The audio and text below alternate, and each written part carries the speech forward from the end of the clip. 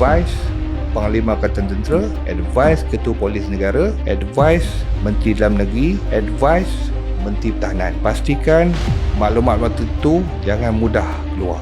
Waktu tu ada beberapa maklumat yang sepatut keluar terdedah. Waktu tu arahan Tok Najib saya ingat lagi. Pergi ke sana, advice Panglima Angkatan Tentera, advice Ketua Polis Negara, advice Menteri Dalam Negeri, advice Menteri Pertahanan tentang isu-isu berkaitan ni kan. Pastikan maklumat tertentu jangan mudah keluar. Waktu tu ada beberapa maklumat yang sepatut keluar terdedah. Jadi Datuk Seri Najib dia tak berapa happy lah. So dia tak nak ada haywire dari segi komunikasi media, sebab waktu tu ada sidang media selalu buat, menteri pun buat sidang media. Tapi ada beberapa maklumat tak perlu keluar pun. Sebab waktu tu media asing ramai.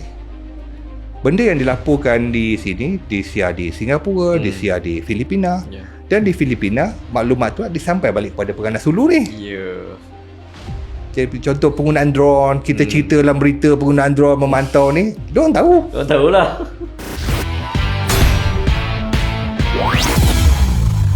OMM Podcast.